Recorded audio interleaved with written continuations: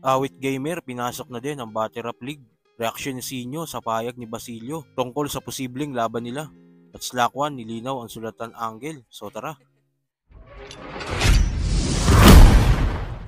Isang taon na nga mula ngayon, nang unang gumawa ng event ang PSP.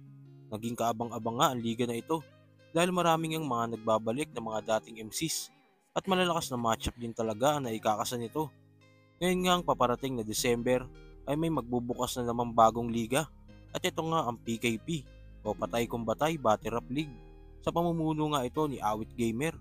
Ramdam natin na kilalang mga MCs din ang mga sasalang dito gaya ng ginagawa ngayon ng PSP. What's up, this is Deo from Flip Top at syempre, suportahan nyo rin ang bagong liga ni Awit Gamer na PKP Patay Kung Patay.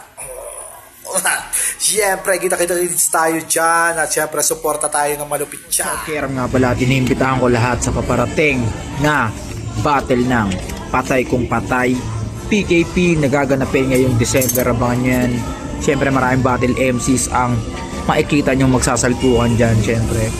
At abangan nyo na lang yung magiging poster. Alam ko malupit na mga mangyayaring susunod na kabana. Umano nga pala at syempre gusto ko lang po kayong imbitahan sa Disyembre 7 sa magaganap na PKP o Patay Kung Patay Rap Battle League. Abangan nyo, sasalang tayo dyan. Abang lang tayo sa poster, papalo na rin ang page, yun lang. Rito, it's man. Itong sa ipa nga po pala syempre. Kita-kits po tayo sa December 7. Yan dyan sa Patay Kung Patay. Yan. Therapist, galingan mo. Todong Saipa. Still fucking man. Shoutout sa tropa nating si Awit Gamer, yo. Suportahan natin yung Patay Kung Patay Battle League, yo. King ina. Exciting to. So, abangan natin yan. Ay, Awit Gamer. Ingat ka parati na. This is fucking artist from Gary. Ako nga pala si J King ng Flip Top. At yun, kaya ako nandito. Gusto ko kayong imbitahan ngayon darating na December 7 sa magaganap na Patay Kung Patay Rap Battle League. Kaya sa mga tropa dyan na gusto ng patayan na battle, panoorin nyo to at abangan nyo yung poster. Kaya kita-kits tayo dyan. Patay Kung Patay. Yeah! Awit! Sa kabilang balita naman, posible na nga mangyari ang Basilio versus Sinyo. Dahil sa video nga na ginawa ni Master Pete, ay nilinaw na ito ni Basilio na posible talaga itong mangyari. Busy ka. Nabalita mo na ba yan? Inaamon ka ni Sinyo sa ano? Ikaw na lang daw gusto niya makabattle. Mga naririnig na ako dyan, sinasabi nila mga kasama natin sa Batang Quiapo. Para sa akin okay naman, masaya naman. Kasi siyempre sino na yan. Yes. Ayun lang, posible ba? Posible ba? Na maglabang kami? Oo. Sa battle? Siyempre.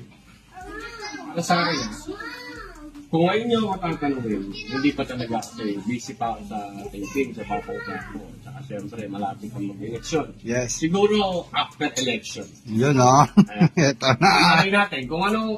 Tingnan natin kung anong pulso ng mga taong bayan. Siyempre naman. Sinyo versus Basilio, let's go! At agad naman nag-react si Sinyo sa posible na matchup nila ni Basilio sa inaharap.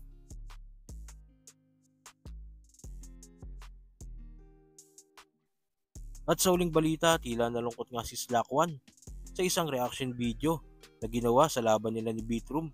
Ito nga yung Topic Squad na minsang pinuri ni Sinyo.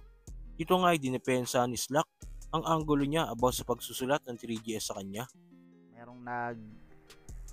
Merong nag-send netong reaction video ng Topic Squad. Reaction video ng Topic Squad sa laban namin ni Beatroom. Gusto ko yung mga manonood nito maging maging neutral lang. Dahil eto sila is dito. Hindi ko naman sinasabing judgmental, pero ayun nga, base sa first impression siguro nila sa akin, pero hindi first impression dahil ilang beses na akong bumabattle. Base sa opinion nila sa akin, sa ganito kung araw na kung ang isang islakon nga daw hindi ka kumbaga parang hindi mo mapapaisip ka na makakasulat ng mga matatalinong bar, mga ayun, highfalutin words nga kung paano niya sinabi, no. Hindi, seryoso lang tol. Ano bang problema sa sulatan? Ba't big deal sa inyo? Ano bang problema doon, ha? May inagrabyado ba kaming tao? Meron ba kaming tinapakan? In-embrace na lang. Anong masama doon? Baka nakakalimutan mo si Michael Jordan at si Lebron hindi lang mag-isang nag-champion. Ha? Punto yun. Sakto. Tingnan natin parang sige. May Dennis Rodman sa t-shirt. Parang hindi ko alam kung makakatulong sa kanya yun na wala inangkin niya or ginawa niya na lang ganun. Pero yung pagkakasabi niya kasi is parang defensive. Parang totoo na ewan na iba kasi yung ano na ganun. Okay, ito sa mundo ng literary art. Okay. Para maging nakakatawa isang bagay sa pamamagitan ng sarcasm, kailangan exaggerated eh.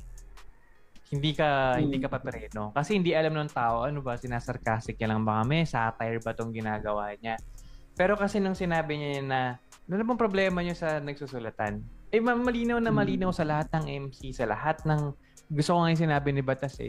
Hindi ko talaga gets yung anong susulatan kasi matataas yung pride namin ng mga MC. Ayaw namin na Ulitin ko.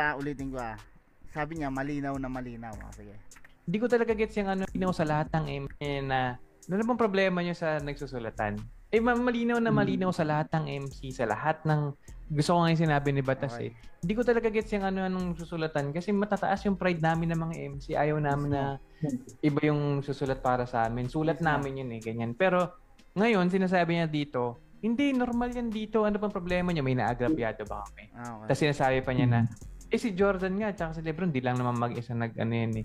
So, kumbaga may ganun na pang-defend na may justification part na. Malabo din yung justification niya. Basketball yun, 5-on-5 yun eh. Okay, yun na. Doon na sila sumablay. So, okay.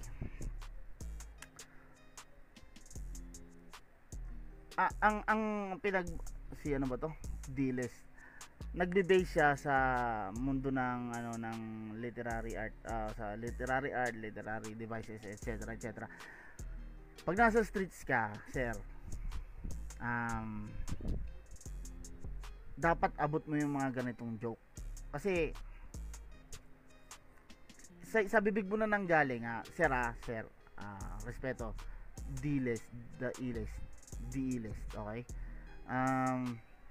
Malinaw na malinaw sa isang MC